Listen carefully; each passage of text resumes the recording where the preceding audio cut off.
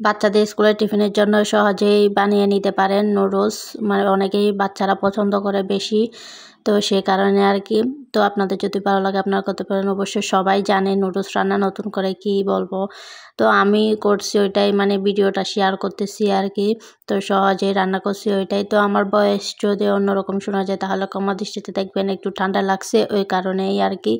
তো এখানেই তো দেখতে তো পেলেন আমি সব মশলা দিয়ে দিলাম।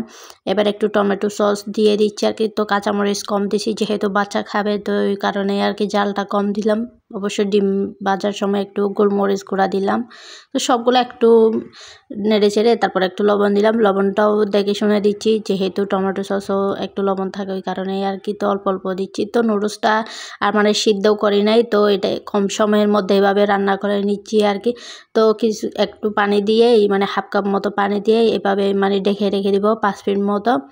তো এরকমই সিদ্ধ হয়ে যাবে নুডলসটা, মানে আর আলাদা সিদ্ধ করার মানে প্রয়োজন নাই, মানে চটপট যেটাকে বলে আর কি, কম সময়ে রান্না ওইটাই আর কি।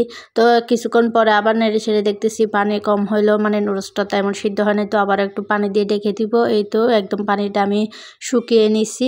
এই যে দেখেন, মানে একদম শুকাই নিছি পানিটা, এরকম ঝরা ঝরা হয়েছে আর কি। তো অবশ্য আমার মেয়ে এটা খুব পছন্দ করে, মানে যেহেতু তাড়াতাড়ি হয়। আর আমার মেয়ে পেঁয়াজ পছন্দ করে না খেতে, তাও জোর করে খাওয়াই আর কি। তো এই কারণে আজকে পেঁয়াজ দিই নাই নুডলসের মধ্যে আর কি। তো যেহেতু পেঁয়াজটা হালকা নরম থাকে ওই কারণেই। তো আপনাদের যদি ভালো লাগে প্লিজ আমার ভিডিওটি লাইক করে দিবেন এবং শেয়ার করে দিবেন। আর কেমন লাগছে অবশ্যই কমেন্ট করে জানাবেন। আর আমার কথা যদি ভুল ত্রুটি হয়ে থাকে ওইটা ক্ষমা দৃষ্টিতে দেখবেন। তো আজকে এই পর্যন্তই।